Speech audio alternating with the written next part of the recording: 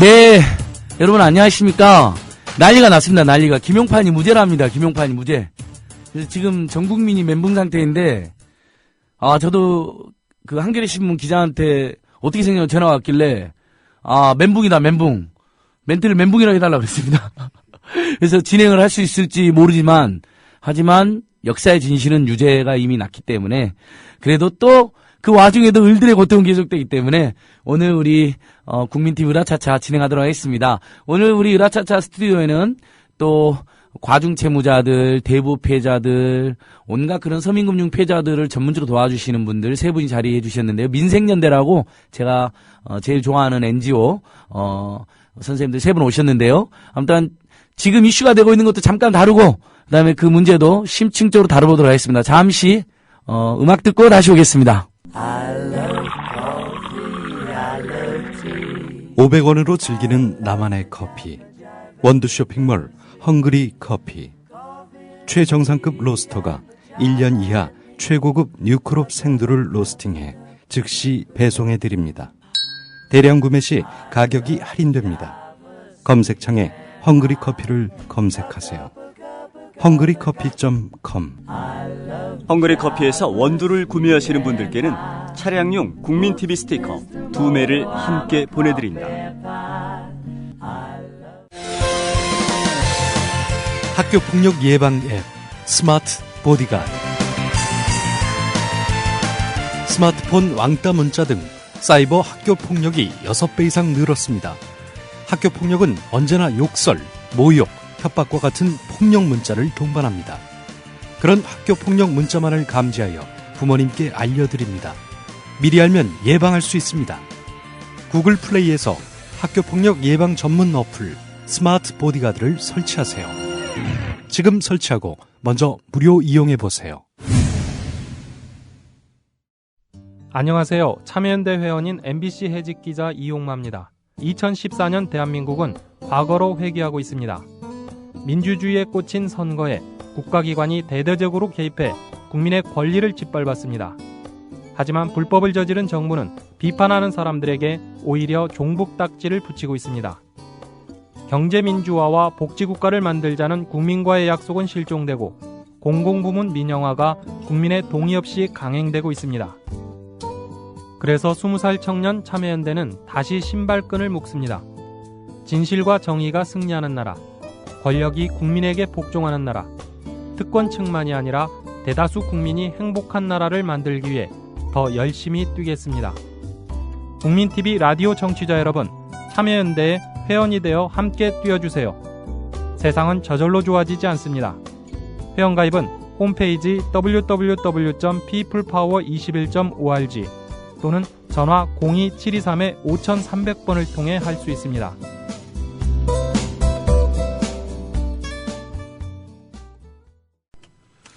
네, 여러분 안녕하십니까. 다시 한번 인사드립니다. 안진걸이고요. 오늘 스튜디오에는 우리 민생연대라고 우리나라에서 가장 서민들을 적극적으로 상담하고 도와주는 저도 얼마 전에 회원가입해서 한 달에 10,000원씩 내고 있습니다. 47번째 회원가입 단체인데요. 통장에서 너무 많이 빠져나가가지고 막 짜증납니다. 근데 아무튼 그 단체 가면 무조건 가입하게 됩니다. 좋은 일 하는 걸 보면 가입하는데 통장 볼 때는 짜증나는 굉장히 모순적인 인간이죠. 예. 하지만 그래도 이렇게 여럿이 함께 서로 돕고 산다는 건 너무 좋은 일인 것 같고요. 그래서 민생연대 대표이시자 우리 또 NGO들이 같이 꾸린 경제민주화 국민보험 공동대표를 맡고 계시는 이성근 대표님 오셨습니다. 인사 한번 하시죠. 예, 안녕하십니까. 예, 대표님. 그리고 현재 우리나라 역사상 최초인데 이건 진짜 최초입니다. 제가 뻥치는 거 아닙니다. 현역 의원 보좌관이면서 현역 시민단체 사무처장을 겸임하고 있는 최초의 사례입니다. 민주당의 최재천 의원이라고 아주 멋있는 의원님이 한 분 계시는데 최재천 의원의 보좌관이면서 민생연대 사무처장을 맡고 계시는 송태경 선생님 모셨습니다. 안녕하십니까. 송태경입니다. 그 국회의원 보좌관하고 NGO 단체 사무처장 겸임하는 것 때문에 네. 국회 사무처 측 그 유권 해석까지 의뢰하셨었죠. 예. 국회에서 뭐라고 하던가요? 특수한 조건이 충족이 되면 예. 가능하다는 답변 듣고 그 조건 충족해 그래서 그러니까 비영리 단체에서 예. 보수를 안 받고 보수를 받지 않는 것을 전제로 해서 전제로 했을 뿐만 아니라 서약서를 뭐 받지 않았던가요? 예, 일체 심지어 이제 정부 지원 사업까지 하지 않는 것을 전제 조건으로 했어요. 원래 근데 우리 민생연대는 정부 지원 사업을 뭐 안 합니다. 하지도 않았잖아요. 예. 회원들의 회비로. 옆에 우리 조윤숙 실장님 끼어들었습니다. 역시 회원 담당이니까. 자, 민생연대 상담을 모두 총괄하는. 혹시 지금 방송을 들으신 분들이 본인이나 또는 주변에 과중한 채무나, 대부업의 피해자나 사채 피해자이거나 아니면 서민금융과 관련된 어쨌든 상담이 필요하다고 하면 우리 민생연대 조인숙 실장을 찾으시면 됩니다. 실장님 인사해 주시고 억울한 일이 있을 때 어디로 가면 되는지 말해 주세요. 네, 안녕하세요. 민생연대 상담실장 조인숙이고요. 억울한 일 당했을 때 특히 대부업 사채 피해, 그다음에 채무, 과중 채무로 고통을 받으실 때는 저희 민생연대로 찾아오십시오. 특히 사채 대부업 피해자들. 예, 그렇죠. 그러니까 영화 피에타나 화차처럼 고통받지 말고 예. 민생연대를 찾아가면 되는 거죠? 아, 그렇죠. 근데 그 영화 속의 주인공들은 민생연대를 안 찾아갔죠? 소문이 덜 났나 봐요. 아니, 별났군요. 이제 국민TV 출범했으니까 이제 상담이 폭주할 것이고 회원가입도 늘어날 것입니다. 그 민생연대에 오면 모든 고민이 없어져 버리기 때문에 예. 영화가 성립할 틈이 없죠. 그러니까 민생연대를 안 간 분들은 피에타에서 쫓겨나고 죽고 화차처럼 자살하고 그러는 거 아니에요? 예, 그러죠. 그러니까 민생연대를 많이 알아야 되겠네요. 예, 그렇습니다. 그래서 민생연대 NGO에서만 상담하는 게 부족하니까 국회로 지금 송태경 사무처장이 진출시켜서 의원실에서 지금 상담을 하고 있다면서요. 최재천 의원이 대단히 파격적인 배려를 해주신 건데요. 네. 최장집 교수님이 과거에 경향신문에 신용불량자 칼럼을 쓰셨는데, 예. 거기에 이제 제 활동을 소개해 놓으셨어요. 그 칼럼 하나 보시고, 면접도 없이. 면접도 없이. 면접도 없이. 예. 사실상 과거에 대한 절대 반성 차원에서 예. 신용불량 사채 문제를 전담을 해달라. 의원 이름을 내걸고 예. 해달라고 해서 뭐 흔쾌히 받아들이면서 이제 가게 된 예. 거고요. 또 그 과정에서 이제 뭐 아주 작은 배려죠. 그러니까 제가 이제 보좌관이면서 예. 동시에 이제 현직 사무처장을 겸직할 수 그러니까요. 있도록까지 배려를 해 주신 거죠. 그래서 국회 보좌관이 600명인데요. 예. 의원이 의정 활동을 직접 보좌하지 않고요. 오직 이제 신용불량 사채 피해 관련해서 심지어 죽음의 위기에 내몰리신 분들에 대해서 실효성 있는 도움을 줄 수 있도록 노력을 하고 있고, 아마 작년에만 해도 한 790명 정도가 예. 도움을 받았고 상당히 많이. 그러니까 작년 1년만 최재천 의원실에서 최재천 의원과 우리 송태경 보좌관님이 상담한 게 790명 정도? 예, 그렇죠. 와, 어마어마한. 그럼 민생연대는 빼고 한 거죠? 지금 민생연대도 그렇죠. 또 밖에서 그보다 더 많은 숫자나 그 비슷한 숫자를 했을 거 아니에요? 네, 그 송태경 사무처장님한테로 돌리는 전화들은 예. 이제 특히 사채, 대부업 피해자, 예, 그리고 뭐 일수를 쓰신 분들이라든지 그런 분들이고요. 저희 민생연대에서 이제 담당해서 상담하시는 분들은 채무 상담, 예를 들어 과중 채무로 예. 고통을 받고 계시는데 어떤 방법을 취할지를 몰라서 예, 저희 민생연대로 전화를 주신 분들, 예, 그런 예. 분들이죠. 아무튼 그런 분들도 예, 기세 쫓기는 분들, 그렇죠. 사채 쫓기는 분들, 금융기관은 뭔가 그다음에 아무튼간 불법 추심을 당했다거나 그렇죠. 네네. 채권 추심도 굉장히 중요하죠. 그러니까 예. 대부업체 사채, 그다음에 과중채무, 채권 추심에 시달리는 분들, 예, 우리 민생연대하고 최재천 의원실로 이렇게 가는 거네요. 특히 예, 단순 상담 정도는 해결이 안 되고 예. 과거에는 뭐 신용카드 돌려막기 정도로 끝났는데요. 예. 지금 이 사채 대부업 시장을 허용하다 보니까 이 사채 대부업 자금을 돌려막기 하는 경우가 심화되고 예. 내용이 아주 복잡해지고 예. 단순한 지원만으로는 절대 해결이 불가능하신 분들이 대단히 많아졌습니다. 예. 그분들이 이제 물어물어 저희 공간을 찾아오는 거죠. 그러니까 생활비, 의료비, 교육비, 주거비 고통이 심해지니까 일자리 부족하고 빚의 성격이 복잡해졌다는 거죠. 그러면 그렇죠. 상담도 복잡해질 수밖에 없고 예. 그러면 우리 민생연대도 굉장히 바빠지고 머리가 좀 아프기도 하겠네요. 그렇죠? 머리가 많이 빠졌습니다. 우리 송태경 소장님 머리가 많이 빠졌어요. 원래도 빠졌는데 이 방송을 들은 분들은 아마 이제 송태경 하면 또 이름이 익숙하신 분도 있을 거예요. 80년대, 90년대 우리 대한민국에서 자본론, 칼 마르크스 할아버지가 쓰신 자본론 해설과 강연을 아주 잘했던 분입니다. 네. 그렇게 해서 자본주의를 어떻게 한번 확 어떻게 개혁해 보려다가 뛰어들었는데 보니까 자본주의에서 가장 모순이 빚에 쫓기는 사람들이기 때문에 그분들 돕게 된 것이죠. 아니요, 가장 심각한 문제 중에 하나일 뿐이죠. 예, 우리 사회에 이 심각한 문제가 얼마나 많습니까? 사람들이 예. 죽어가는 일들이 특히 비일비재하고 특히나 이제 일용직이나 파트타임, 계약직 뭐 이런 노동자들이 확산되면서 네네. 아주 심각한 상황들이 많습니다. 여전히 자본론의 문제의식은 여전하시군요. 예, 그렇습니다. 인간 해방을 위하여. 예. 예. 이성근 대표님도 여러분들이 혹시 옛날에 뭐 자본주의 발전 연구, 자본주의 이행 논쟁 이런 책들이 있었습니다. 뭐 저기 모리스 도, 폴 스위지 뭐 이런 사람들이 쓴 책을 한국에서는 출간이 안 되니까 일본어로 일본 사람이 출간하는 걸 한국말로 번역해 가지고 책도 내시고 그랬는데 아주 자본주의 연구의 대가들이 지금 이 자리에 모이셨는데 예, 대표님께서는 요즘에 민생연대 일보다는 경제민주화 국민본부 공동대표 일도 많이 하시는데 오늘 또 하나의 가족 영화 보고 오셨죠? 예, 보았습니다. 어땠습니까?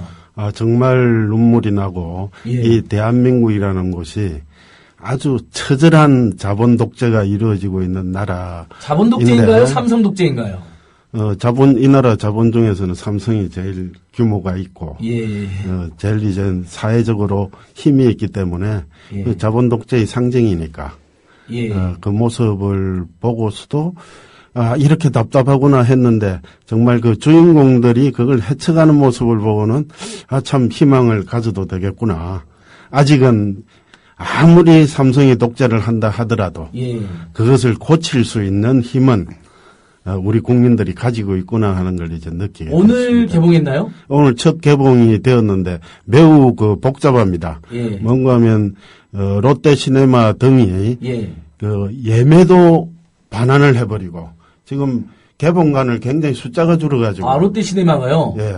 그러니까 같은 돼져버린 삼성을 비판하는 영화니까 동지를 발휘한 건가요, 그놈들이? 모르지 어떤 뭐 뒷거래가 있는지는 모르겠습니다만은 네. 하여튼 그 삼성 쪽의 입장을 받아들여서 예. 아마 그 이걸 정관 개봉을 안 하고 아주 부분 개관을 지금 그러니까 하고 상영관이 있어서 줄어드는. 예, 전국적으로 한 50개밖에 지금. 근데 그럼 우리 개봉이 안 국민들은 되고 또 아주 놀라우셔가지고, 그럼 또 더 보러 가가지고 상영관을 늘려버리잖아요. 우리 변호인 영화도 상영관이 늘어났잖아요. 예, 그렇습니다. 그런데 예. 이게 국민들이 하도 아우성을 치니까 지금 7개를 열었다가 거기서 12개를 더 보태서 예. 19개를 연다고 그러는데 롯데시네마 같은 경우 전국에 개봉관이 500개 이상이 되는 데인데 예. 그 중에 이제 19개를 하면서 생색을 낸다는 게 좀 문제가 아무튼 있죠. 뭐 우리 재벌 대기업 아주 빌어먹을 짓을 많이 하는데 이번에 그래서 대표님 그 영화관이 그런 행포를 부리는 거 저 시장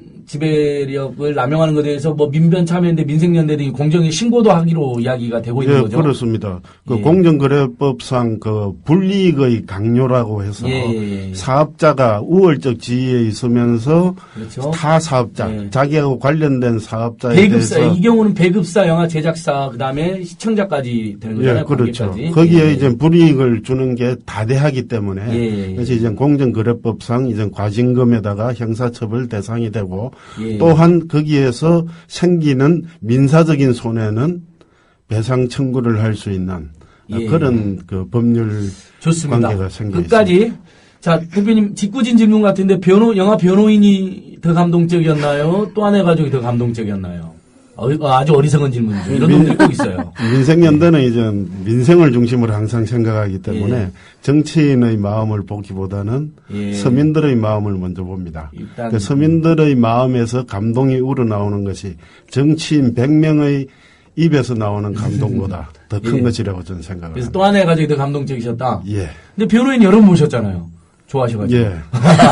네, 그러나 이제 아시죠? 감동의 수준은 네네. 다르죠. 그러니까 둘 다 감동적인데 우리 민생연대 NGO 역할에 봤을 때는 또 하나의 가족이 특히 우리 민생연대가 또 그 조성구 사장이라고 삼성 SDS 피해자로 오랫동안 도와오셨잖아요. 같이. 예, 그렇습니다. 제 의동생이기도 합니다. 예, 좋습니다. 아, 죄송합니다. 또 하나의 가족이 아니라 또 하나의 약속입니다. 제목이. 또 하나의 가족은 삼성 이미지 간 거죠? 예, 그렇죠. 그것들은 사실 또 하나의 가족이 아니라 또 하나의 행포잖아요, 사실. 그 예. 삼성이 이젠 그 횡포를 부렸으니까 예. 거기 나오는 피해자 가족들이 우리가 또 하나의 가족이네. 삼성이 만들어준 또 하나의 가족이네 그러면서 하는 대사가 나옵니다. 억울하고 고통받는 분들을 위해서 약속을 지키는 그런 내용인 거죠. 예, 그렇습니다. 예. 그리고 뭐 삼성이 최근에 노조 파괴 문건도 폭로화됐고. 그래서 그다음에 재판부에 받아들여졌고. 예, 삼성전자 서비스 간접 고용 노동자들에 대한 뭐 악독한 처우도 알려졌고. 이번에 그 또 하나의 약속의 배경이 되는 백혈병 문제. 예. 산업재해도 인정하지 않고 있는데.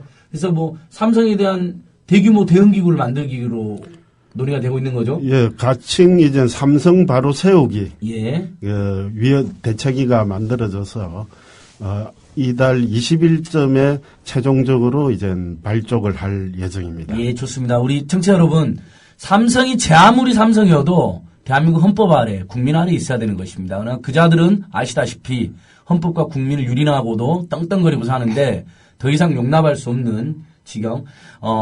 지금까지 영화를 안 보셨다면 변호인과 또 하나의 약속을 반드시 보시고 그 다음에 보셨다면 한 번씩 더 보시고 이렇게 갔으면 좋겠고요. 우리 또 청취자들께서 오케이 마리님, 송태경 사무처장님 사진 벌써 올려놨습니다. 아이고. 전신주에 붙어있는 대법제 전단지를 가리키고 있다. 이거 어디 언론인가요? 그러니까 경향신문일 겁니다. 경향신문에 우철웅 기자님, 사진 기자님 찍어놓으셨네요. 멋있네요. 그 다음에 KZSY님께 최재천 원장, 오케이 마리님께서 인간 탈곡기, 상대방이 누구든 영혼까지 탈탈탈 털어주는 훌륭한 의원의 보좌관이다. 고맙습니다. 이게 최재천 의원님이 네티즌 평가가 좋아요. 그 트위터도 굉장히 성실하게 하시고, 네. 좋습니다. 자, 다시 민생연대에 와서 송 부과장님, 최근에 상담했던 것 중에 가장 안타까운 사연이 있었다면요. 790건이나 상담을 했는데 억울한 분들. 예. 하나하나가 뭐 파국적인 드라마죠. 파국적인 드라마니까 영화 하차나 피에타 같은 거 그런 사연들이 접수가 되는 거죠. 그렇죠. 야. 오늘 지금 여기 오기 전에도 방금 상담하고 왔는데요. 예. 이 아내가 이제 빚 돌려막기를 심하게 하면서 예. 이 다른 방법을 몰라서 이제 대신 갚아 주다 보니까 이제 남편, 시부모 뭐 다 이제 파산 상태에 내몰려서 자살을 고민하던 와중에 찾아왔던. 네. 근데 어디에 호소해도 이제 도움받을 수 있는 공간이 없어서. 예. 근데 그분들에게 어떻게든 희망을 주기 위해서 노력을 해야 되기 때문에 심지어 이제 아주 안타까운 것은 상담을 다 해서 이제 문제를 다 풀어드렸는데도 불구하고 예. 그 과정에서 생긴 우울증을 견디지 못해서 생을 놓는 경우. 이런 얘기 자꾸 끄집어내면 제가 눈물이 많아서 예. 그만했으면 좋겠습니다. 다시 토론회하다가 울고 그러지 마세요. 저번에도 국회에서 민망했어요. 아니 근데 자꾸 예. 너무 안타까운 사연들이 나오니까. 그러니까요. 예. 우리 청취자들께서도 이해해 주실 것이고 울고 싶으면 우셔도 됩니다. 그러니까 심지어 상담에서 어떻게든 지금 무슨 신용회복제도도 있고 파산제도도 있어서 죽지 않아도 되는데 그 과정의 고통이 너무 커서 후유증으로 자살하는 경우까지 접했을 때 우리의 마음이 굉장히 타들어갈 것 같은데요. 도와드렸는데 예. 얼굴이 지금도 생생하시고 그럴 것 같아요. 그렇죠. 우리 송태경 사무처장님 또 벌써 눈물 흘리고 계십니다. 예, 뭐 마음껏 우셔야죠. 뭐 김용판이도 무죄가 되어 있고 노무현 대통령도 안타깝게 돌아가시고 그리고 우리 삼성 백혈병으로도 60여 명이 죽었나요? 오늘 200여 명이 200여 명인가요? 그러니까 그 200명 중에 80명이 현재 돌아가셨고 지금 그 상병 중인 분이 120명이 아직도 삼성이 공식적으로 인정하지 않고 있죠. 예, 확률이 심한 이제 산재 환자로 최초로 그러니까 근로복지공단에서 인정이 된 거고. 그러죠. 삼성은 아직도 인정을 하지 않고 있는 예. 것이죠. 저번에 제가 사석에서 삼성 직원을 만났는데 불산 유출 사고도 막 있고 그랬잖아요. 삼성 예. 관련해서. 삼성 직원들 내에서도 백혈병 위험이라든지 불산 위험 이런 건 다 아는 사실이랍니다. 그렇죠. 그냥 아무도 말을 안 하고 있을 뿐이라는 거예요. 실제로 이제 공장 노동자만 그렇게 피해를 봤다고 그러겠지만은 실제로 주변 이웃들 불산이라는 가스가 얼마나 그러니까요. 독했는지는 구미에서 불산 유출 사건 예. 났을 때 그 소들이 죽고 닭들이 죽고 하던 그 모습을 예. 국민들은 똑똑히 봤죠. 야. 그런데 그게 이제 그 주택가 삼성의 반도체 공장 바로 옆의 주택가 아파트들이 밀집되어 있습니다. 그랬잖아요. 화성에서도 그랬잖아요. 예, 그렇죠. 근데 은폐하고, 예. 그분들의 건강은 또 어떠할 것인지 삼성이 빨리 이제 제대로 예. 바로 서서 그런 부분을 해결을 해줘야 될 겁니다. 그러니까 재벌 감시와 사채 대부업 금융권의 폭력과 폭리를 감시하는 우리 민생연대 조인숙 지사님, 우리 네.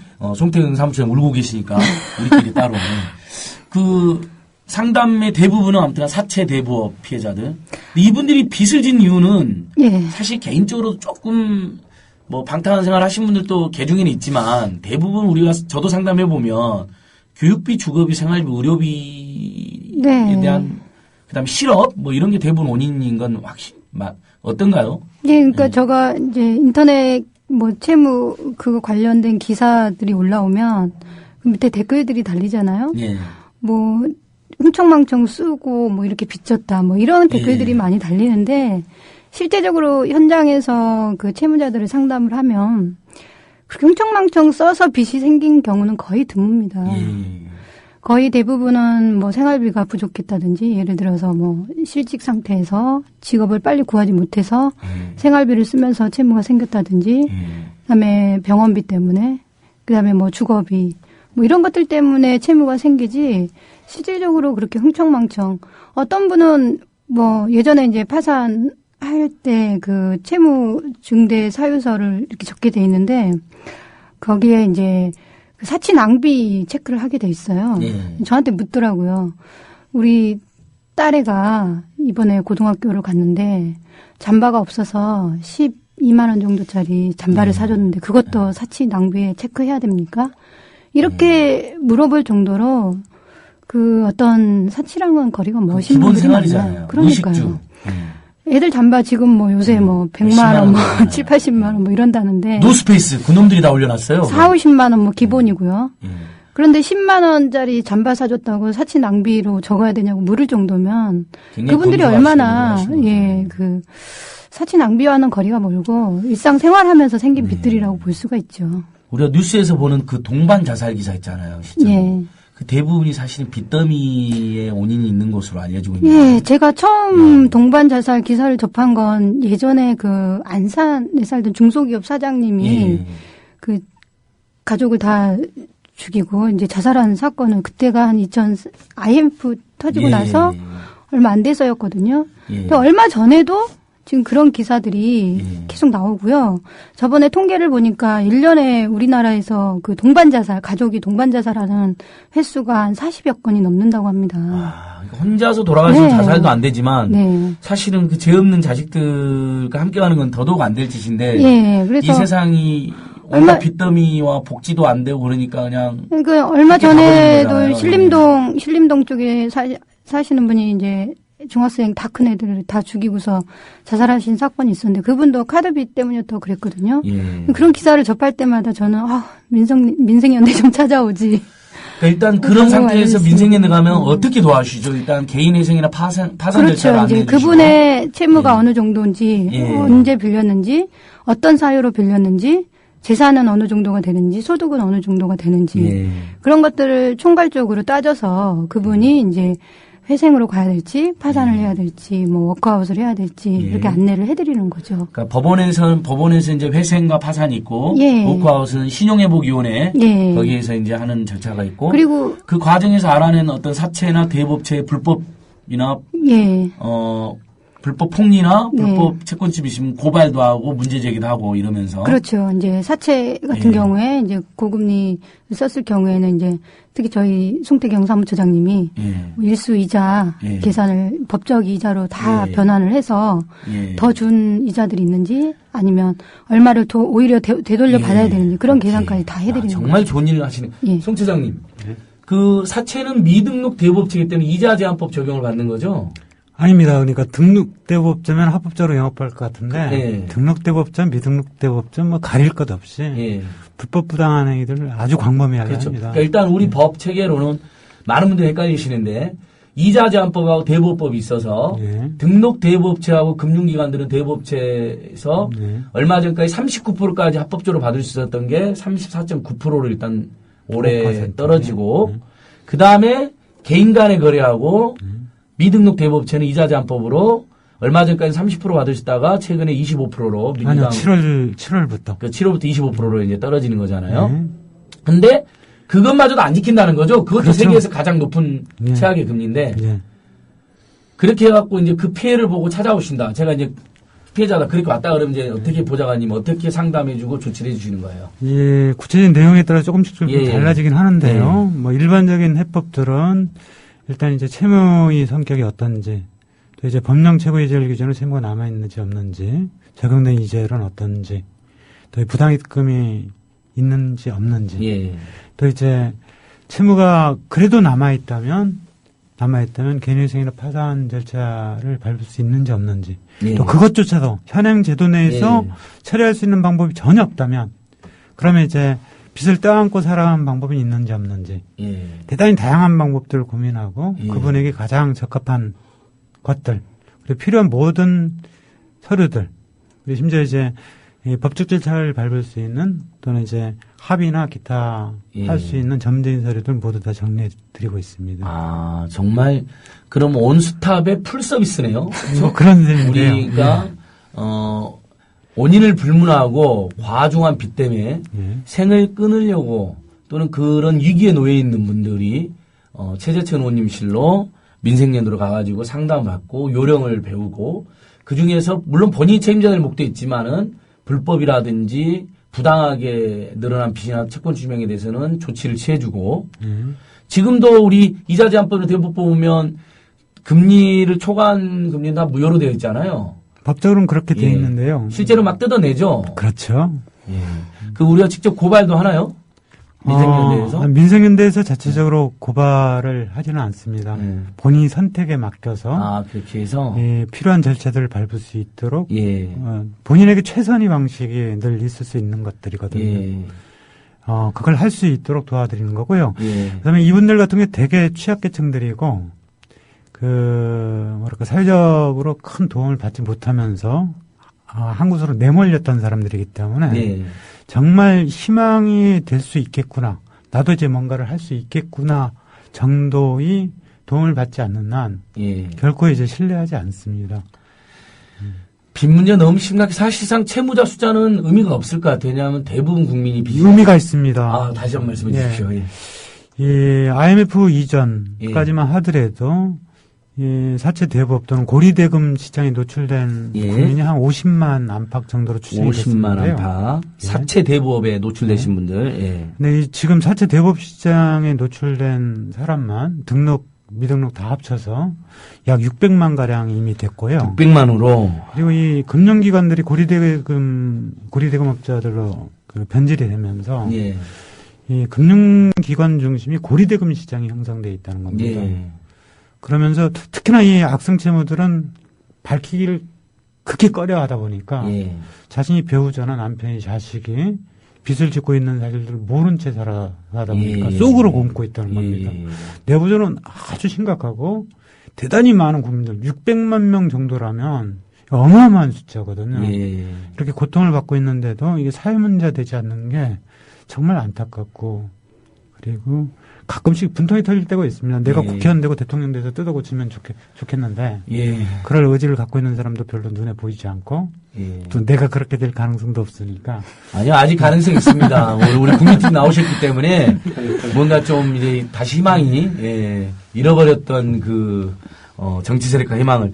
그러니까, 제가 방금 채무자 숫자 의미가 없다고 했던 건 이제 전 국민이 사실상 빚이 다 크고 작은 빚이 있어가지고 이제 그런 취지였던 거고. 천조시대니까. 예, 거기에다가 처장님 말씀처럼 저도 거기에서 근데 심각한 채무자가 한 7, 800 있지 않느냐. 이게 더 심각하지 않느냐. 요 얘기를 하려고 했던 건데. 그러니까 빚 문제가 매우 심각한 지경인데 그래서 영화 피에타나 화차 같은 걸 사람들이 보면서 공감도 하는데 국회나 정부에서는 대책이 굉장히 느리거나 미약하단 말이죠, 보좌관님. 예. 그 이유가 제가 생각했을 때는 채무자에 대한 굉장한 편견. 다 부자들이잖아요. 그 사람들 빚이 별로 없고. 그러니까 빚 있는 사람들은 게을러서 방탕해서 정부 관료들도 이렇게 생각하는 거 아닌가요? 심지어? 뭐 그런 측면이 없지 않습니다. 예. 은근슬쩍 보면 거의 대부분의 논리들이 금융기관이나 예. 이 사채업자들이 논리를 거의 고스란히 재생산하는 경우가 대단히 많습니다. 빌렸으면 갚아야지 뭐 이런 단순한 말로. 저희 우리 갚아가는 최주천 거죠. 의원처럼 이 균형 잡힌 시각을 갖고 있는 정치인들 만나는 건 상당히 쉽지 않죠. 예. 그러니까요. 예. 그러니까 아니 빌렸으면 갚는다는 걸 누가 모릅니까? 근데 그걸 갚는 과정에서 과도하게 빚이 늘어나거나 채권 주심을 당하거나 아니면 심지어는 궁지에 몰려서 자살을 하게 이렇게 몰아가는데 심지어 죽이기도 하고 요걸 해결하자는 건데 우리가 이 운동하다 보면 맨날 저한테 그래요.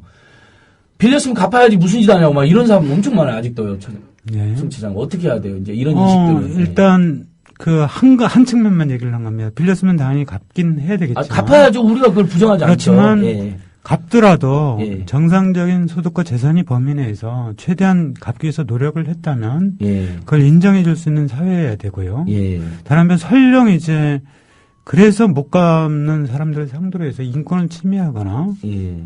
욕을 하거나 예. 사생활을 침해하거나 이런 이 불합리한 데 없어야 되죠.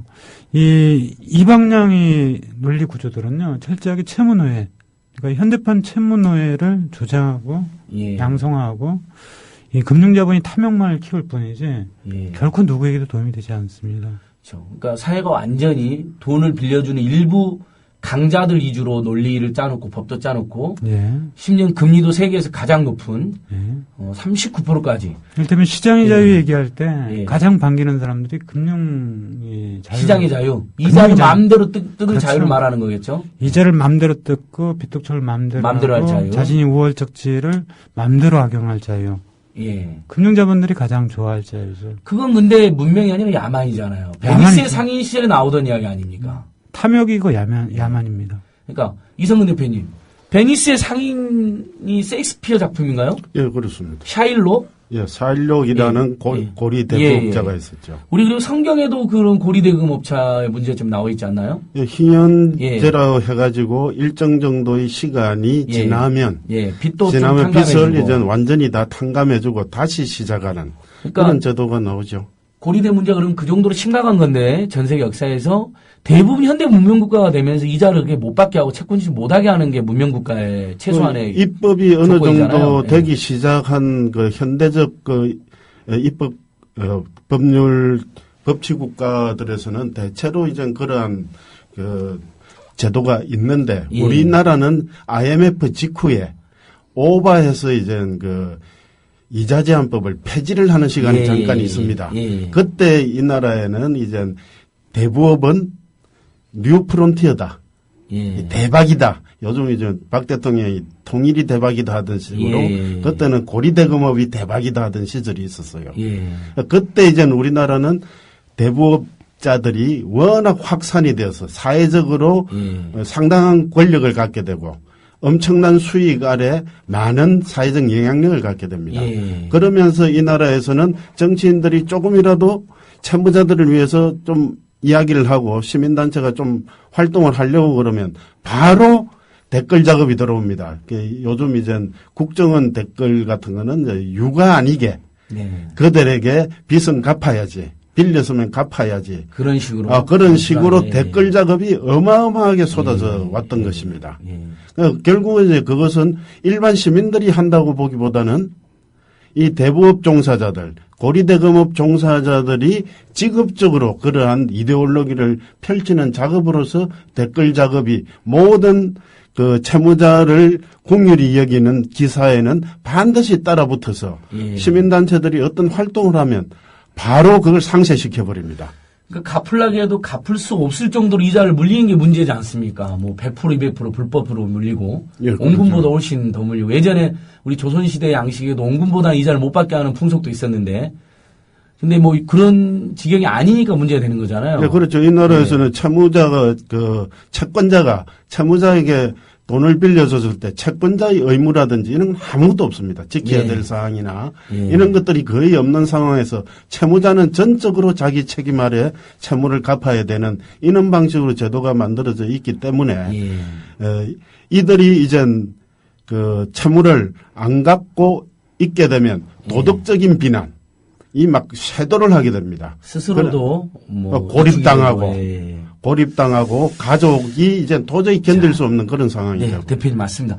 그래서 보면 우리 국민들이 살아가는 데 꼭 필요한 일자리나 복지가 너무 취약하고 부족하니까 어쩔 수 없이 빚을 진 건데 그 궁박한 처지를 이용해서 빚을 막 빌려주고 이자를 엄청 뜯어서 갈취해서 먹고 사는 이런 약탈 자본주의가 된 거잖아요. 특히 예. 대부업 특혜금리를 인정해주는 건 우리나라밖에 없는 것이죠, 현재로서는. 예, 그렇습니다. 일본은 한참 전에는 좀 많이 받도록 돼 있었지만은 예, 일본이 최근에는 폐지됐죠. 예, 폐지돼 버렸습니다. 그래서 우리 정치자들도 너무나 잘 아실 러시안 캐시 배구단까지 만들었어요. 배구단까지. 손태경 경차님. 저는 러시안 캐시 배구단 볼 때마다 그 선수들이야 죄는 없지만 야 어쩌다가 일본계 야쿠자 자금까지 들어가 있는 대부업체가 한국 프로스포츠 안방에 TV 안방에 저렇게 맨날 나오나 이런 걱정이 들더라고요. 아마 기업 성장사에서 예.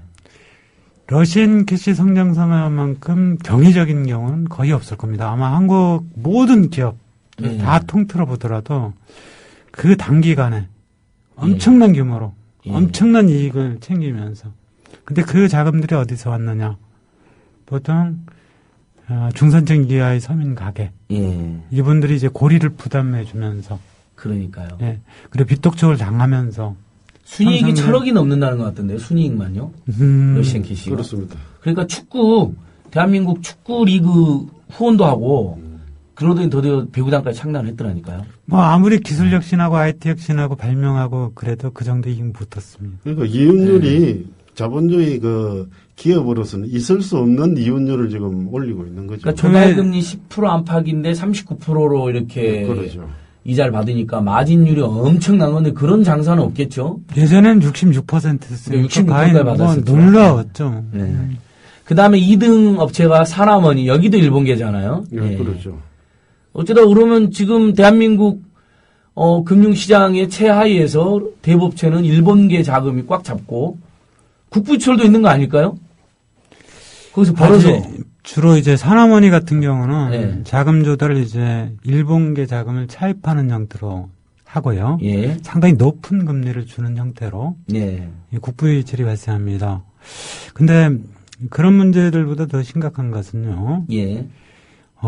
최근에는 이제 금융기관 인수까지 이제 허용하는 방향으로 정부가 잡히면서. 대부업체예요? 네, 저축은행 인수 최근에 허용했지 않습니까? 그랬었나요? 제가 요즘 이슈가 많으니까 저도 헷갈립니다. 예. 금융기관들 같은 경우 국민이 금융적 편의를 위해서 영업상의 특권까지 주면서 만들어진 기관들인데, 예. 사실상 고리대금 영업하도록 허용하는 거니까 이게 그것도 황당하고 심지어는 재벌들이 대부업체를 하는 것도 그냥 동양 파이낸셜 대부. 그렇죠. 그럼 금산분리에도 예외로 되어 있어가지고 큰 문제가 됐잖아요. 그게 이제 은행을 역으로 이제 그러니까 인수할 재벌이 대부업체가 이제 역으로 또 은행. 미국에서도 이제 그런 그 사례가 하나 있었는데 예. 뱅크 오브 아메리카를 인수한 그 생활 대부업체들이 있었습니다. 있었는데 그 사람은 한 3년 정도 소비자 대차를 해가지고 한 2억 불을 법니다. 그래가지고 이제 뱅크 오브 아메리카를 자기가 최대 주주가 되어서 인수를 합니다. 그러고 나서 몇 년 후에 2008년 엄청난 그 프라이머리 서브프라임 사태, 서브프라임 모기지 사태 사태. 때 그때 이제는 엄청나게 부실 채권을 샀고 해서 뱅크 오브 아메리카를 무너뜨려 버립니다. 그 대부업체가 그 대부업체 사장이. 그랬던 배경이 있었군요. 네, 이들은 이제 엄청난 고리가 정상이라고 생각하는 사람들이기 때문에 위험하든 안 하든 자기는 이제 무엇이든 받아낼 수 있다는 착각에 빠져 있는 사람들이기 때문에 자기들은 모든 권력을 다 갖고 채무자를 지어 짤 수 있다고 생각하기 때문에 위험의 요소를 따지지 않고 부실 채권에 이제 정크펀드에 저걸 투자를 하게 됩니다. 그리고 나서 망하니까 이제 국가가 공적 자금을 들어가지고 이제 들이붓고 헬리콥터로 막 뿌려대는 거죠.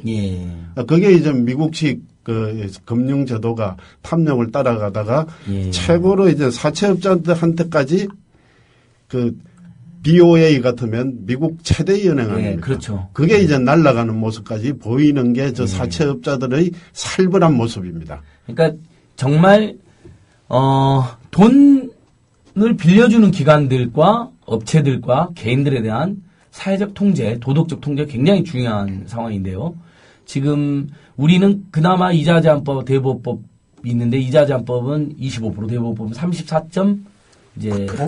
5%까지 인정해주는.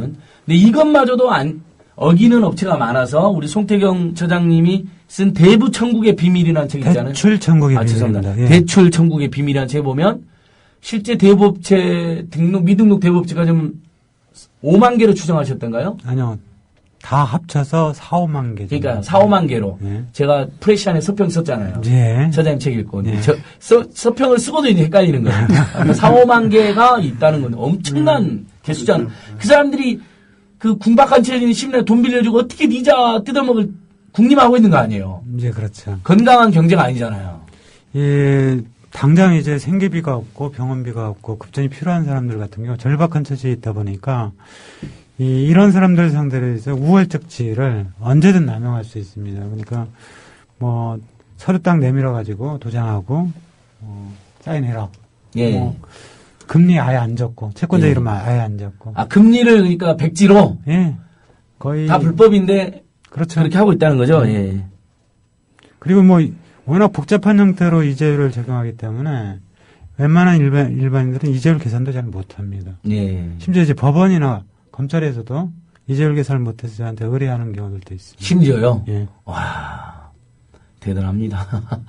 아무튼 우리 민생연대와 송태경 사무처장님, 최재천 의원실의 보좌관이란 정말 지금 맹활약을 여러분이 듣고 계십니다. 그 이자 계산을 하는 이성근 방법을 대표님. 이야기를 해보면 우리나라가 이제 이자 제한법이 IMF 직후에 없어졌다가 예. 다시 이제 부활하는 과정에 또 특례인 대부업법이 또 따로 있고 예. 하니까 이자 계산법이 1년에 한 번씩 아니면 뭐 몇 개월에 한 번씩 이자율이 다 달라집니다. 예. 그래서 그 한 사람이 사채에 빠지게 대부업체에 빠지게 되면 이게 돌려막기가 계속 이루어지니까 이게 예. 이리 왔다 저리 갔다 하는 과정에서 어떤 때는 요 기간 동안 썼고 어떤 때는 요 다음 기간 그때마다 동안 이자율 계산이 달라진다는 이자율이 거죠? 다 떨어지니까 예. 그거 계산하는 방법은 대한민국에서 어느 금융기관에 가더라도 그걸 계산해 줄 수 있는 사람은 없습니다. 네.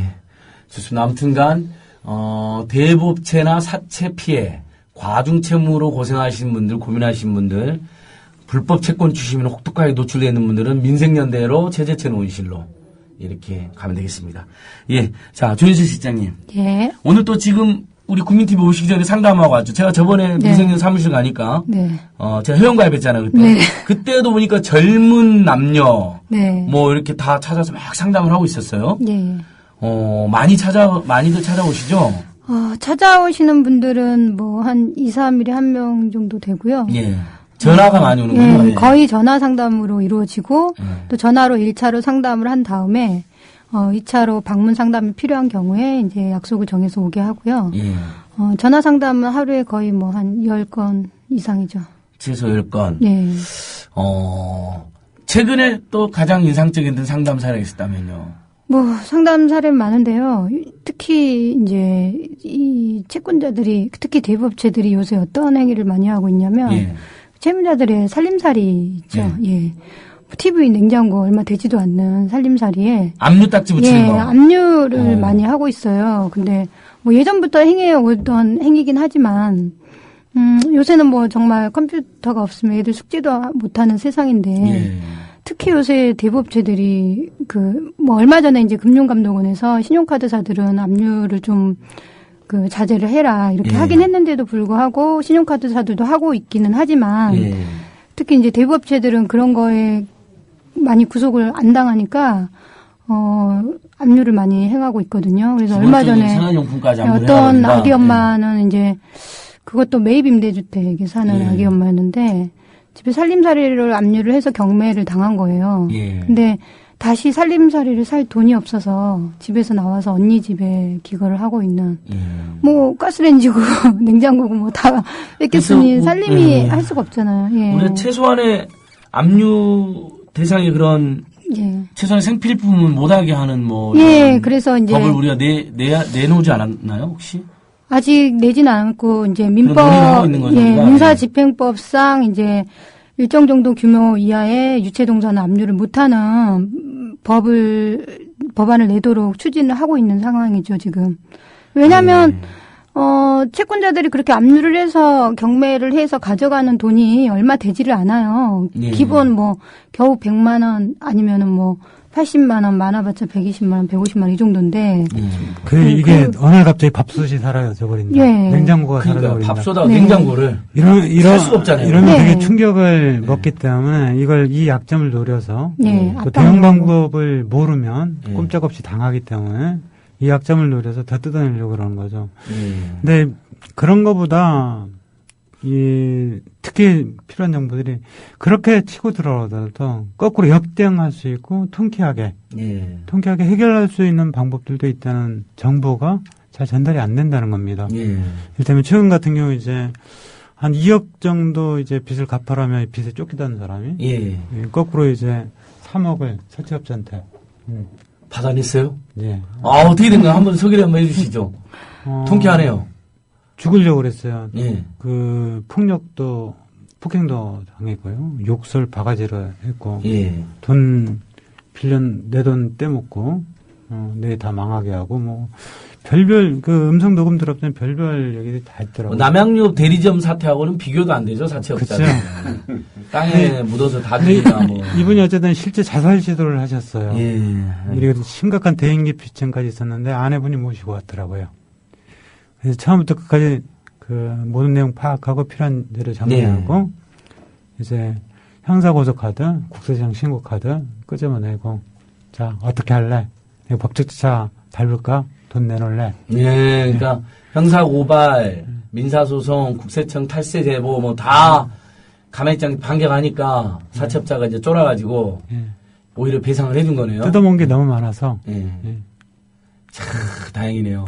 자, 빚에 고민하고 계신 분들 정말 죽을 맛인 거 잘 알고 있지만 혹시 우리 주변에도 그런 분들이 있을 수 있습니다. 여러분 절대로 희망을 놓지 마시고 같이 이자 제한법 대법원 개정 캠페인하고 불법 채권 추심 추방하면서 그렇게 해서 살면서 갚겠다는 거 아닙니까? 우리가 안 갚겠다는 것도 아니고.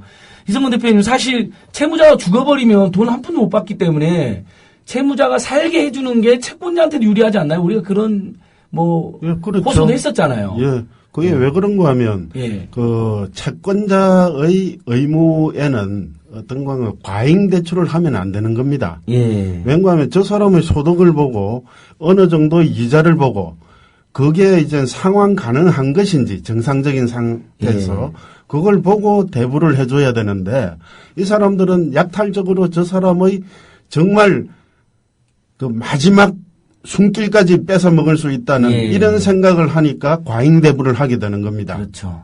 그러니까 빌려주는 사람이 도덕적으로 처음부터 나쁜 마음을 먹고 빌려주는 이런 상황이 이제 계속되는 금융 상황이라는 것은 그야말로 생지옥을 국가가 만들어내고 있는 겁니다. 이자 재산을 싹 뜯어버리려고 하는 거죠. 오늘 오면서 보니까 롯데카드 같은 경우는 사망자한테까지 카드 발급을 했고 기초생활수급자한테도 카드 발급이나 대출해 주는 거는 뭐 기본으로 하고 있잖아요. 그건 정말 해서 막 쓰게 만든 다음에 뭐 수급금까지 뭐 뺏어가지고 여행을 떠나고 막 선동하면서 뭐 그렇게 해서 막 어쩔 수 물론 이제 생활비 때문에 쓰신 분들 있고 때로는 뭐 순간 헛된 판단으로 쓰신 분들이 있는데 못 갚게 생기면 혹독하게 추심해가지고 다 뜯어가고 빌려준 거보다 더 많이 뜯어가고.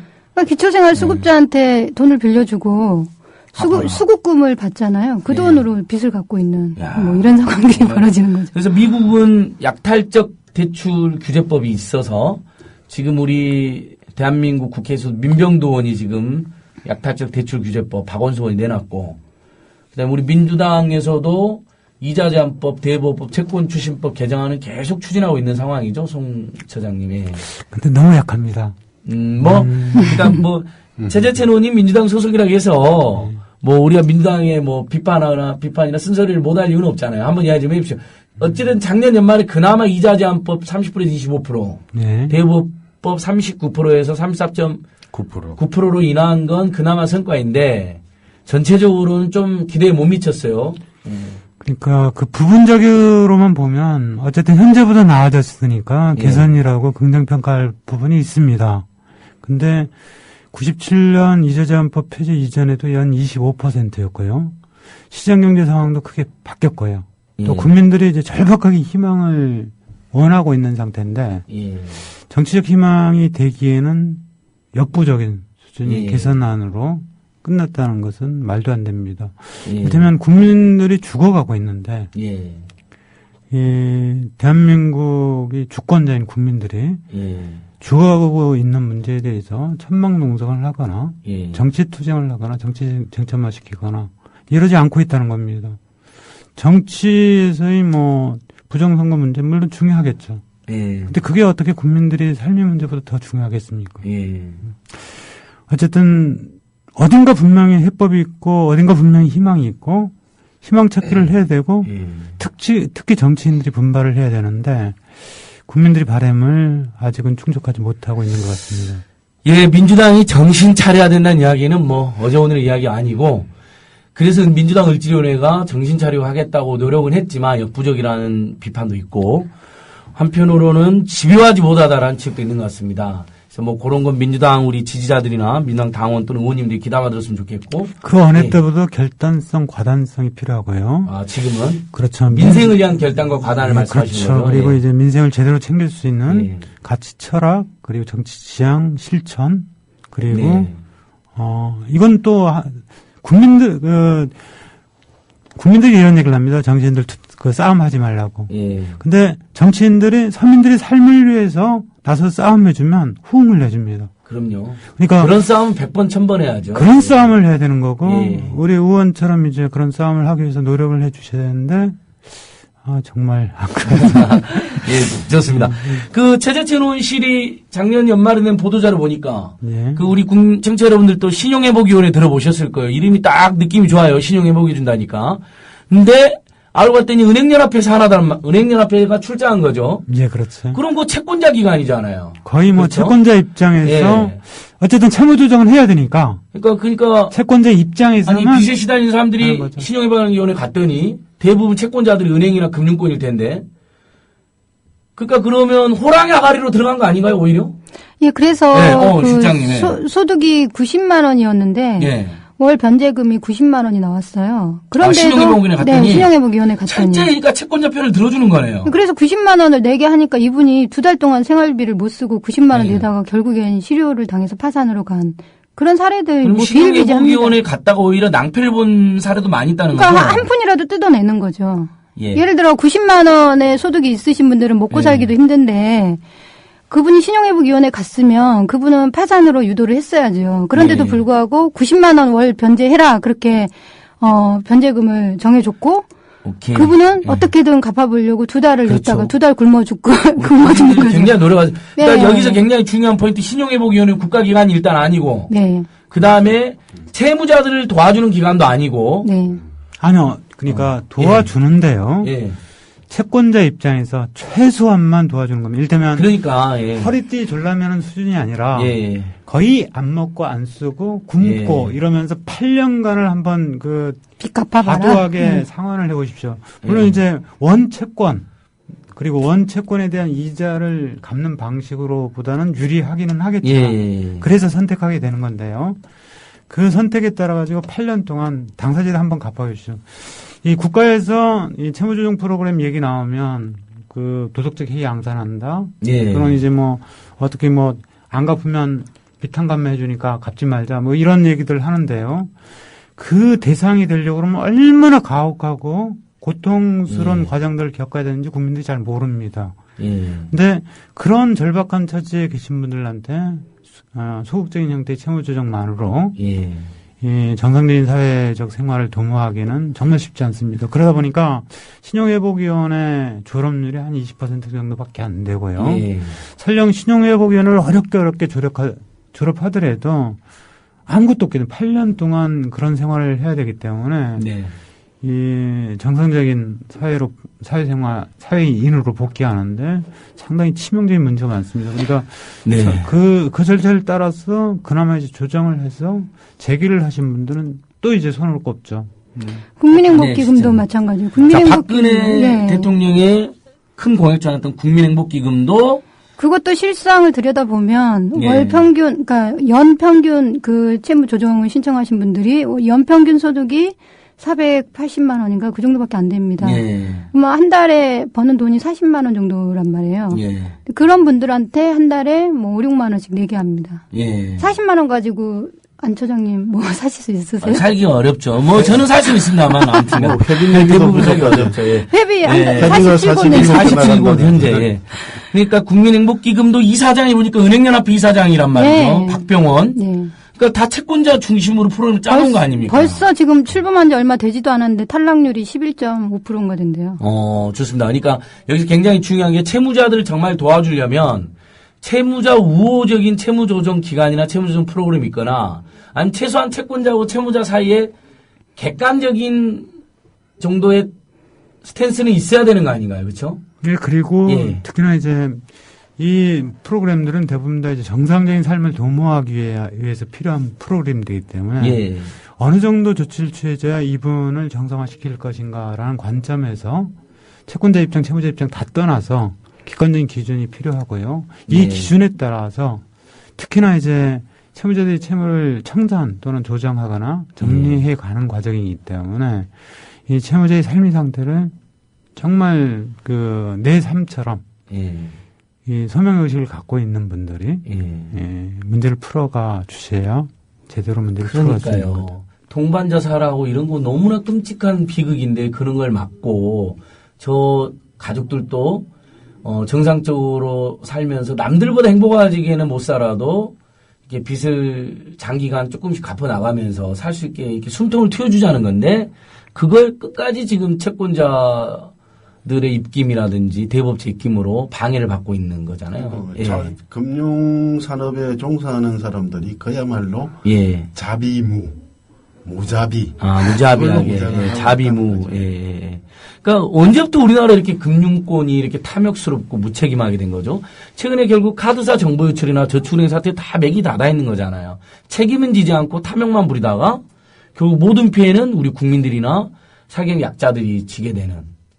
이게 언제부터 두드러졌을까? 이제 98 금융권 그럼 굉장한 존경을 받았잖아요. 98년부터 예. 완전히 상황이 바뀌게 됩니다. IMF 이후에. 네. 그렇죠. 98년. IMF가 정말 한국 사회에 엄청난 악영향을 급변한 거죠. 98년부터 시장 상황, 특히 금융시장이 아주 급변했는데요. 이 노사관계 영역들은 어쨌든 간에 노동조합이 있고 민주노총이 예. 있고 한국노총이 있어서 문제 제기를 하고 하지만 이 영역 같은 경우는 개별적으로 고립돼 있고 예. 개별적인 선택에 내맡겨 있는 경우들이 대단히 많기 때문에 예. 아주 무자비하고 가혹한 유형들이 또는 이제 대단히 탐욕적인 일들이 벌어지는데도 불구하고 문제의식을 별로 안 갖고 있는 거죠. 예. 그렇다면 신용카드 가맹점 수수료 문제 예. 그걸 참여한다고 저희들이 이슈화 시킬 때까지 그거 상당히 오래 걸렸거든요. 예. 근데 소비자들이 입장에서 보면 그냥 현금 내는 것보다는 카드 내는 게 편하고 예. 또 갑자기 혜택 주니까 그 이면에 숨어 있는 자영업자의 슬픔이나 애환은 보지 못했던 거죠. 예. 근데 이걸 연율로 환산해 보면 카드 가맹점 수수료를 연율로 환산해 보면 아무리 낮아도 20%가 넘습니다. 예. 엄청나게 고리대로 그렇죠. 신용카드는 앉아서 떼돈을 벌어가는데 예. 자영업자들 같은 경우는 아무런 혜택도 받지 못하고 기껏해야 이제 매출이 늘어난다고 하지만 사실상 어느 정도 지나면 다 그게 그거거든요. 그러니까 마진한 5% 10% 남겨 먹는데 거기서 2% 3% 떼가 버린 놈들이 어디 있습니까 세상에 아무것도 안 하면서. 예. 특별하게 하는 게 없잖아요. 예. 그나마 이제 자동차나 철강이나 반도체나 이런 영역들은 끊임없는 기술 혁신, 아이디어를 해서 새로운 좋은 제품들을 만들어내면서 이익을 보는데요. 예. 이 영역은 그런 것도 없습니다. 그냥 잘 신용카드 열심히 발급하게 하고 예. 그리고 국민들이 열심히 쓰게 긁어주기만 하면 그다음 이자 폭리 징수하고. 예, 그렇죠. 그러니까 그렇다면 이제 한국 사회 최근 몇 년의 새로운 과제가 우리가 예전에 이제 옛날 표는 노동해방도 있고 조국 통일도 있고 반독재 민주화도 있고 그러지만은 금융권의 탐욕을 감시하고 도덕적으로 규제하고 그 금융권에 의해서 피해를 볼 수 있는 우리 국민들이나 금융 소비자나 채무자들의 권익을 옹호하는 게 굉장히 중요한 과제가 된 거잖아요. 모든 예. 사람이 금융 체계로 다 예. 통합이 되어 있습니다. 우리 국민 대부분이 100% 금융 소비자이고 아까 말한 것처럼 대부분이 채무가 크고 작은 게 다 있습니다. 예, 과거에는 이제 나는 빚 없이 사는 걸 자랑으로 살던. 요즘 빚 없는 사람 거의 없어요. 물론 아직도 빚 없는 사람 있죠. 예. 그래서 이제 금융산업이 모든 사람의 생활 속으로 다 들어가 있어요. 예. 저도 그만큼 이제 지금 중요한 연체, 영역이 카드 연체빚 120만 원 있습니다. 지금. 오늘 또 문자 왔어요. 거래 정지된다고. 죄송합니다. 내일 갚을게요. 갑을 할 거예요, 갑을. 예. 갑을 안 해줘. NGO들은. 예. 너무 슬퍼요. 예, 대표님, 죄송합니다. 예. 예. 월급도 짜요. 예. 아무튼 민생연대 참여연대 회원가입 좀 많이 해주십시오. 정치 여러분. 죄송합니다. 이런 사적인 이야기를 해서.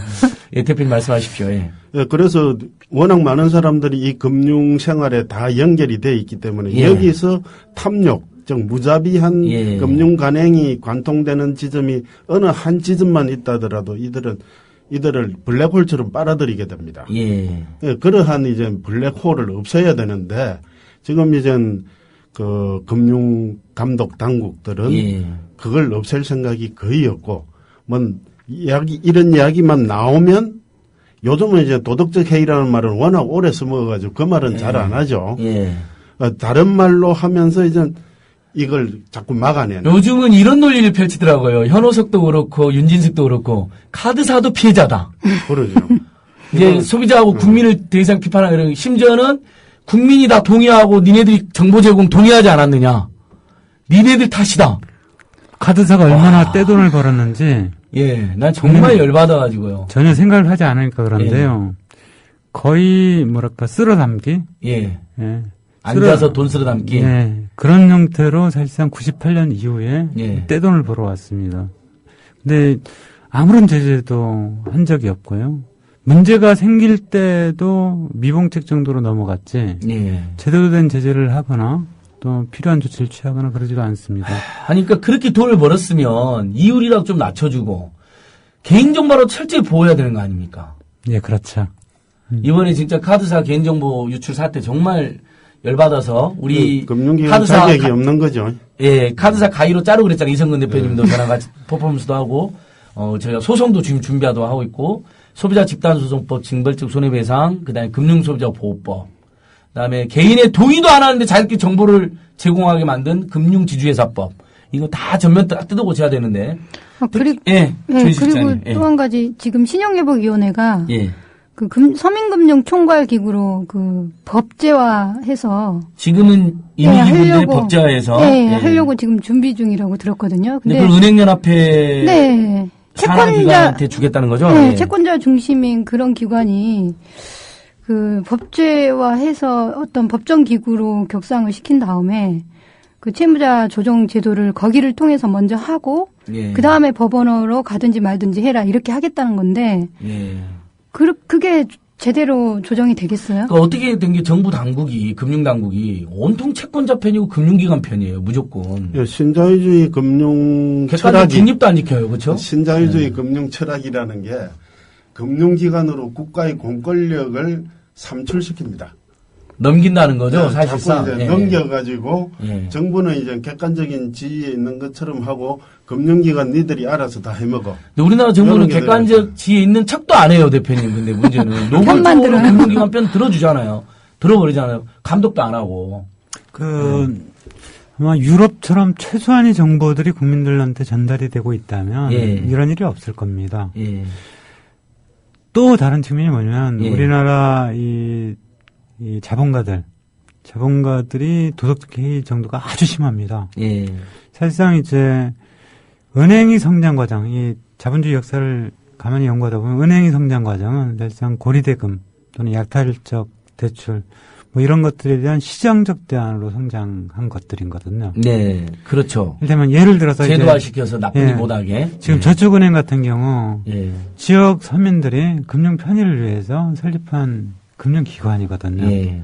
근데 자신들의 사회적 존재 이유를 다 까먹어버렸다는 겁니다. 까먹고 예. 무슨 부동산 기획대출 같은 거 하다가 망하고 예, 그렇죠. 가짜 대출하고 사기 대출하고. 근데 그런 것들에 대해서 당연시하는 이런 풍토가 한국 사회에 형성돼 있고 심지어 이제 그 좀 건전한 자본가들조차도 예. 그런 업무에 나가는 가장 대표적인 상징적인 것 중에 하나가 현대캐피탈입니다. 예, 현대캐피탈. 예. 현대캐피탈이 신용대출 영역 사실상 대부업체, 대형 대부업체, 예. 신용대출 영역하고 거의 비슷합니다. 뭐 예. 이자율이 대부업체인지 아닌지, 예. 비톡쪽부터 시작해서 이자율까지 예. 구분이 안 될 만큼. 다시 말해서 이 자본주의 사회니까 어쨌든 자본가들 또는 기업가들이 이제 기득권층이 되고 또 이와 관련된 사람들이 또 이해관계를 많이 정보 예. 관료나 정치인들이 대변할 수는 있는데요. 최소한 도덕적 양심은 있어야 되죠. 그렇죠. 해서는 안 될 것들이 있는데 예. 스스로 도덕적 기준이나 그런 것들을 만들지 않는다는 겁니다. 오히려 거꾸로 이데올로그들을 동원해서 정당화시키고 그럴 듯한 말로 현혹하고. 그러니까요. 송 부장님, 제가 제일 황당한 게 이 재벌 대기업 관련 금융회사, 그 다음에 카드사, 캐피탈사들이 자기들이 대부업체로 취급받는 걸 엄청 싫어하잖아요. 근데 국민들 한 3, 그런데 40%가 금리는 대부업법 적용을 받고 있잖아요. 그리고 대부업체 똑같은 짓을 하고 있잖아요. 예. 이런 황당한 놈들이 어디 있습니까? 그러다 보니까 국민들이 한 3, 40% 정도가 예. 사금융이라는 개념 속에 근데 저축은행 예. 뭐 이런 걸 사금융이라고 생각하는 경우가 되게 많습니다. 그래서 금융기관으로 이해를 하지 않고 예. 대형 대부업체들 똑같이 행동하니까 예. 사금업체 뭐 이렇게 생각하는 경우도 꽤 많다는 겁니다. 캐피탈, 카드사, 뭐 할부금융 다 대부업 금리 똑같이 받고 있지 않습니까? 아니요, 꼭 그렇지는 않습니다. 카드사가 조금 낮은 편이고요. 그러니까 이제 네. 법은 똑같이 적용받는데 네. 개 중엔 좀 낮죠. 예, 이를테면 카드사. 카드사 같은 경우는 20, 30%대. 예. 그 다음에 이제 할부금융회사 같은 경우는 최근까지 뭐 30% 중후반대. 예. 대형 대부업체는 39% 거의 꽉 채워서 예. 뭐 이런 식인 거죠. 그래서 제가 대부업체 최근에 네. 공정거래원에 폭리와 담합으로 신고됐습니다. 금리가 똑같으니까. 이제 캐피탈도 그렇게 받는다는 거잖아요. 38%, 34%. 예. 네, 그렇게 받았고 옛날엔 뭐 예. 66% 가득 채워서 받았죠. 자, 오늘 청취자 여러분들께서는 민생연대라는 아신 분은 아시기도 하고 처음 들어보신 분도 있을 거예요. 하지만 정말 금융권의 탐욕과 사채 대부업의 폭력에 맞서서 하루에도 몇십 명씩 상담을 하고 도와드리고 그분들의 살 길을 안내해주고 관련 법제도를 이렇게 개혁해 나가는 아주 소중한 이성근 대표님, 송태경 사무장, 조인숙 실장님 계속 이야기를 하고 있습니다. 계속 이야기를 이어가면 결국 그럼 국회에서 법제도로 최대한 개혁을 해야 되는데 송태경 보좌관님, 사무처장님, 현재 금융소비자보호법 그리고 소비자 집단소송법, 이자제한법, 대법 기장 이런 게 다 제출되어 있잖아요. 네. 이번 2월 임시국회 때 얼마나 논의가 좀 될까요? 안 될 것 같습니다. 아이고 이러시니까 이거 희망의 메시지가 아니라 예. 별 관심이 없는 것 같습니다. 제가 보기에는. 전체적 그렇죠. 대부업법 예.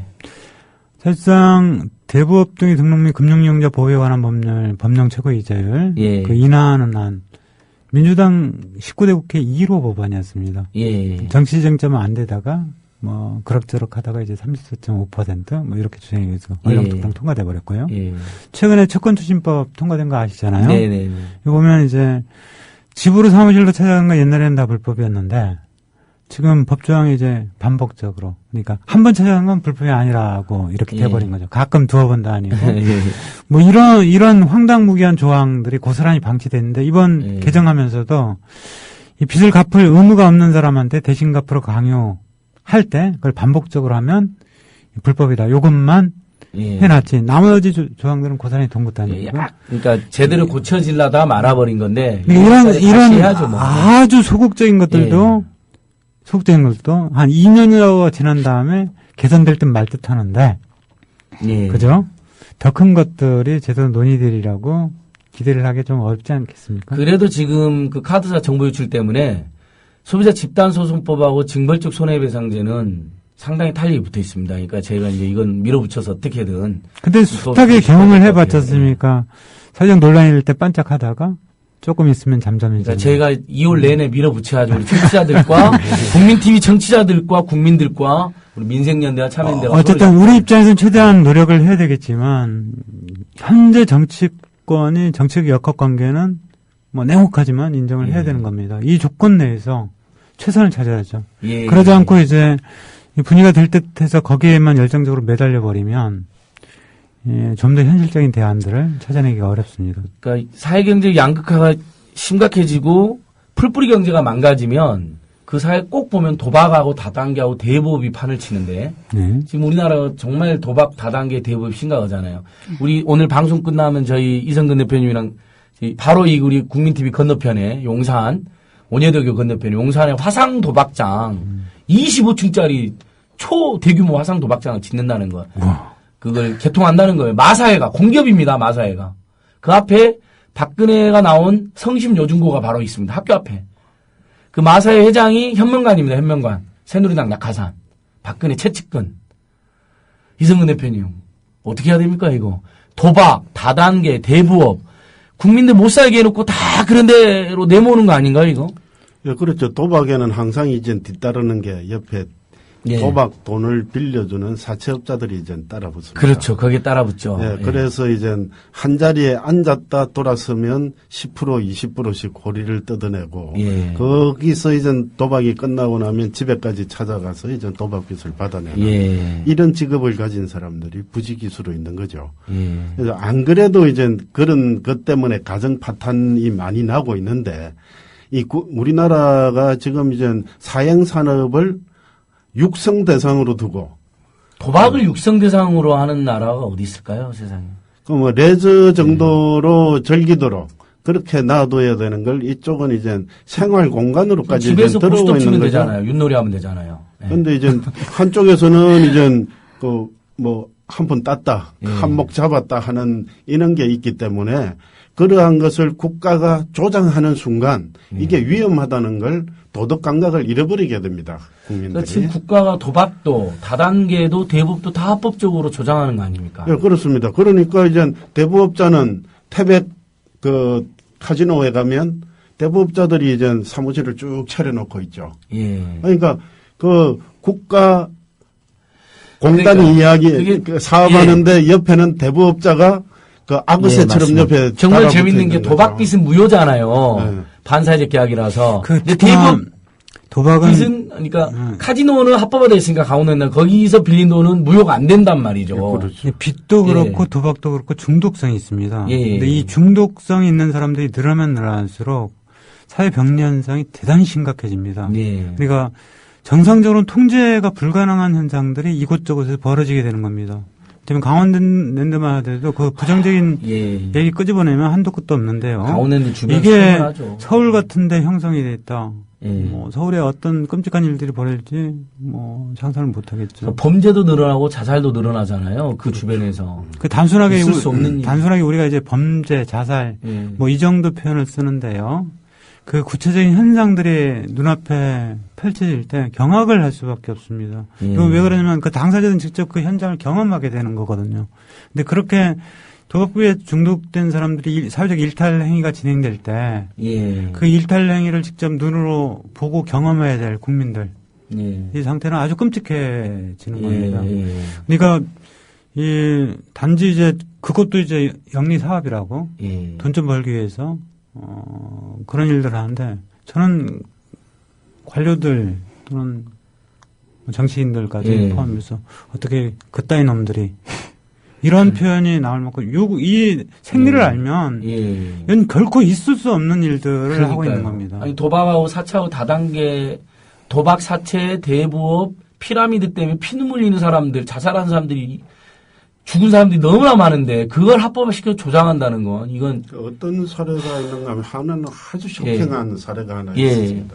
뭔가 하면 남편이 이제 강원랜드에 있었어요. 예. 강원랜드에서 이제 돈을 탕진을 하고 있으니까 부인이 남편을 말리러 갔어요. 예. 그런데 이 부인을 남편이 한 번만 해봐라. 이게 얼마나 재밌는지 해봐라. 예, 예. 대박이다 하면서 이제 예. 시켰는데 부인도 거기에 빠져서 중독이 돼버려요.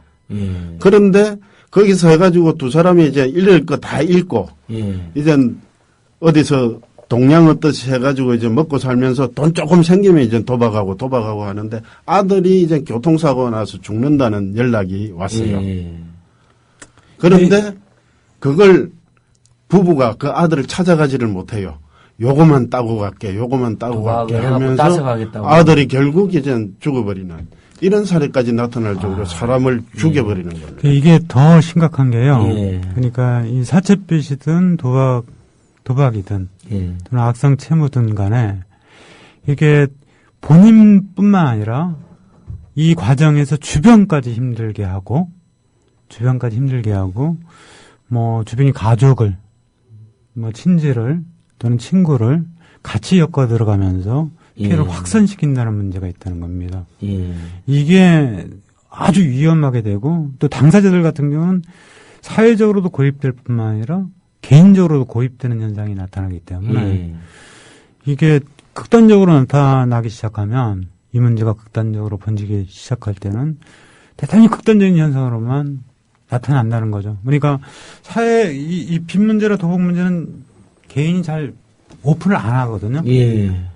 이게 오픈이 잘 안 되는 상황에서 뭔가 숨기죠. 뭔가 공격받고 그러니까 숨기게 되죠. 몇몇이 쏘가리로 어떤 병리 현상들이 진행되기 시작할 때는 걷잡을 수 없게 되는 거죠. 이걸 자꾸 개인 책임이나 이리로 몰아가게 되면 해법이 없게 됩니다. 물론 개인도 책임이 있고 또 잘못된 선택, 지혜롭지 못한 선택을 하는 분들이 책임도 일부 있겠죠. 맞습니다. 근데 구조적인 문제도 충분히 봐야 되고요. 그 환경도 봐야 된다는 거죠. 우리 샤스타 레이지님께서 불량식품을 4대학으로 정하더니 도박, 대부동, 양성인가요? 먹미 이렇게 했는데 제가 그 4대학 볼 때마다 정말 문구점에서 파는 뽑기하고 전쟁을 하겠다는 건데 국가가 정말 미친 짓이죠. 그건 냅둬도 되고 오히려 4대학으로 정말 도박, 사채, 피라미드 정말 우리 특히 그것들이 보면 생활이 어려운 서민들이 많이 빠져들잖아요. 어려우니까 한탕이라도 어떻게 해보려고 한 푼이라도 벌어보려고 하다가 그렇게 빠져드는 건데 그런 것을 근절해야 되는 거 아닐까요?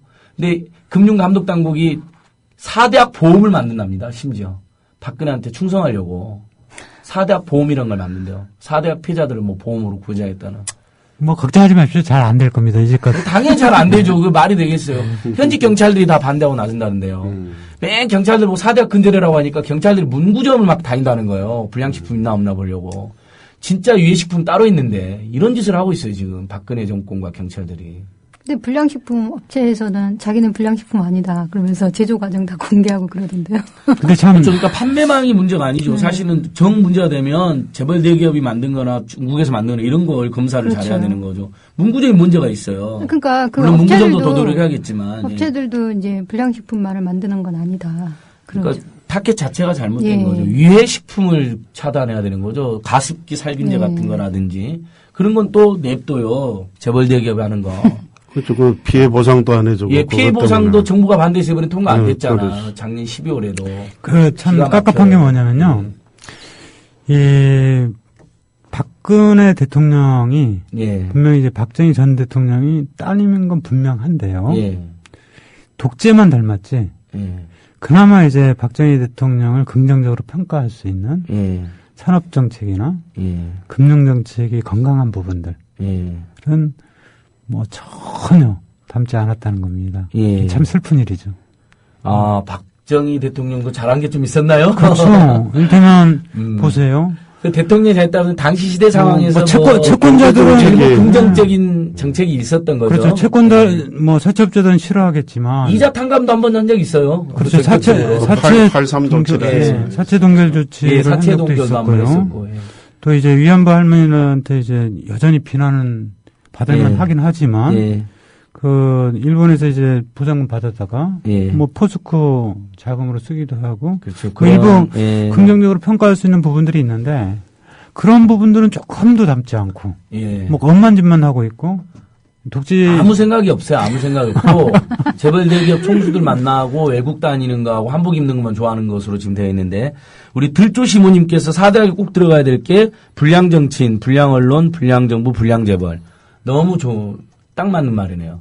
저는 제가 생각하는 4대학은 박근혜 대통령, 새누리당, 청와대, 조중동. 저는 혼자서 이렇게 하고 있는데.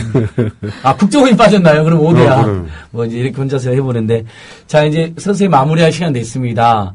우리 이제 을들 이슈 하면 뭐 대리점, 가맹점, 뭐 문구점, 고물상, 뭐 우체국 택배기사, 뭐 대리기사 해서 다들 조금 이렇게 시민들이 이야기 편한 이슈들이었어요. 들으면 금방 공감이는데 이 을들 이슈 중에서도 채무자 이슈가 제일 힘들어요. 그렇죠? 보면. 네, 그렇죠. 상가에서 쫓겨나는 상가 세입자, 주택 세입자 그러면 다 말도 안 나오는데 채무자 이슈만 되면 사람들이 진보적인 분들 중에 일부도 그래도 빚은 갚아야 되는 거 아닌가. 그렇죠. 지가 막 방탕에 쓴 거 아니야?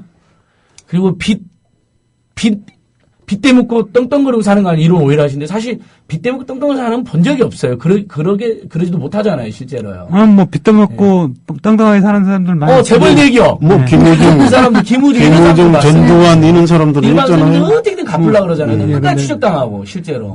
결국엔 갚으려니까 또 그 고리 사채를 얻고 예, 얻어서 그러다가 돌려막기 한 그러는 거잖아요. 근데 실제 도덕적 해이자도 일부 있는 건 사실입니다. 사기꾼도 있고. 예, 있죠. 돈 떼먹고 도망가는 놈들도 있고. 잡아서 그리고 그 사람들 혼내줘야죠. 그런 놈들, 그런 연놈들이 분명히 돈 떼먹고 사들입니다. 네, 예. 좋습니다. 그런 짓을 하는 사람들은 그런 놈년이라고 가끔 우리가 근데 혼내야 됩니다. 예. 이걸 일반화시켜서 예. 일반 서민들이 그렇다라고 하는 것은 철저하게 이 금융이 탐욕인 예. 거죠. 그러니까 그렇지만 말입니다. 어쨌든 예. 분명하게 아무리 절망적인 상태에 있더라도 어딘가 분명히 해법은 있고 희망은 분명히 있습니다. 그러니까 예, 맞습니다. 그러니까 송 부장님, 저는 제일 분노하는 게 돈 빌려준 금융권의 탐욕이나 대부업체나 사채보다 그들의 편을 무조건 들어주는 정부 관료 금융당국입니다. 더 열받아요. 그렇죠. 그걸 최소한 규제하고 탐욕을 못하게 개인정보를 그렇게 맘대로 수집하고 강제로 동의받게 못하게 했어야 되는 건데 그걸 전부 다 그놈들이 하게 해준 거잖아요. 국회에서 많이 만나시잖아요. 정상적인 사회라면 이 정도 하면 문 닫게 해야죠. 대한민국 정부를. 아니요. 금융사. 확실한 금융사. 네, 카드사들을. 예, 네. 기책 사유가 네. 있는 업체들은 정리를 해야죠. 카드 3사와 KCB. 예. 그 다음에 그걸 제대로 감독 못한 금융감독과 금융위원회. 예. 그 다음에 국민 탓이라고 돌려버린 현호석이. 이런 사람들은 최소한 국납 무릎 꿇고 사죄하고 정리해줘야 되는 거 아닌가, 진짜. 그렇죠. 정상적인 사회라면. 저는 금융위원회와 금융감독을 해체했으면 좋겠어요. 차라리 NGO들한테 금융감독 권한을 달라야 겁니다. 그런 기구를 새로 만들자 겁니다. 금융대개혁위원회. 그건 너무 과한 것 같고요. 어쨌든. 아니, 선배님 한때 저보다 더 급진적이셨잖아요. 저는 늘 이제는 안 늘 나가요, 급진적이라는 평가를 듣긴 한데요. 예. 그 주어진 조건 내에서 최선을 찾는 예. 거죠. 예를 어쨌든 예, 우리 사회는 사회가 이해관계가 상충되는 사회이기 때문에 예. 예, 공익을 대변하는 기구의 존재는 필요합니다. 예. 근데 그 기구의 공익성을 강화하는 방향으로 가야 되지. 그걸 아예 그냥 원천 해체하고 예. 부인하고 그리고 이제 그 자리를 이제 전혀 엉뚱한 사람들이 전혀 엉뚱한 것은 아닙니다. 예. 그럼 예. 현실적인 속은 시원할 수 있겠지만 현실적인 해법은 제대로 된 아닌 것 해법은 같습니다. 아니다. 예. 좋습니다. 저기 이제 이성근 대표님, 송태경 처장님, 조인수 실장님 이제 마지막인데요. 이 빚 마구 권하고 폭리를 뜯고 사람 오히려 궁지로 내모는 이 비열한 금융자본주의 한 말씀, 똥침 한 말씀씩 해주십시오. 예. 금융, 미국에서 항상 이야기할 때, 예. 하이 프라핏, 하이 리스크라고 그러잖아요. 예. 자기들의 근가 옥조입니다. 예. 그래서 높은 이자로 돈을 빌려줬을 때는 떼일 거를 생각을 해야 됩니다. 본인들도. 그렇죠. 본인들도 떼일 걸 생각을 해야 되는 하이 거예요. 리턴이라고 하면 본인들도 감당해야 되는데 본인들은 감당 안 한다는 거죠. 저는 예. 감당을 안 할 뿐만 아니라 국가의 도움을 받아가지고 이들을 도덕적 해이자로 몰고 마치 한쪽이 이제 문제가 있는 사람들처럼 국가가 이들을 계속 이제 코너로 몰고 있다는 거죠. 네네. IMF 이후에 겨우 도입되었던 파산제도 지금 국가기구나 법원에 의해서 얼마나 형해화되어 가지고 정말 초기에는 저희가 이제 모 정당에서 상담을 하고 있을 때 그랬거든요. 그때는 이제 법원도 아주 파산을 잘 해줬는데 예. 지금은 지금도 굉장히 어려워졌죠, 대표님. 더 어려워져 있습니다. 예. 그건 이제 정부와 사법부가 이들을 이제 내치고 예전에 모정당이나 안 하시고 우리 민주노동당 경제민주화 운동본부라고 우리나라에서 정말 경제민주화 운동을 참여연대 경제민주화위원회와 함께 가장 먼저 열심히 했던 곳이니까 진보정당이 또 그런 시절로 돌아가야죠, 그렇죠? 예, 그러죠. 예, 그런 걸 안 하면서 망한 것 같아요. 그런 면에서. 자, 우리 거의 끝날 때 조인수 실장님 우리 민생연대 마지막 홍보 한 말씀 해주십시오. 우리 많은 청취자들이 이렇게 좋은 단체가 있었냐 댓글이 막 달려 있습니다. 예, 저희는 정말 정부 지원을 하나도 받지 않고요. 회원들의 한 푼, 두 푼 주시는 회비만으로 꾸려지는 곳이거든요. 그래서 많이 어려우니까 저희 활동 지지하시는 분들 민생연대 홈페이지에서 회원가입 많이 해주시고 CMS 이체도 많이 해주십시오. 특히 상담 어떤 어려운분한테 네. 상담을 받을 수 있고 네, 자살하지 마시고 그리고, 상담해 예, 주십시오. 힘내시고 우리 네. 그리고 특히 최재천 의원실에서 우리 송태경 사무처장님 보좌관으로 채용해서 상담을 받기 너무 고맙습니다. 최재천 의원 이 자리를 빌어서 고맙고 우리 청취자 여러분들 다 같이 인사하고 마무리하시죠. 이성근 대표님, 송태경 보좌관님, 조인숙 실장님. 예, 감사합니다. 예, 여러분 언제든지 상담 환영입니다. 안녕히 계십시오. 네, 감사합니다. 안녕히 계십시오.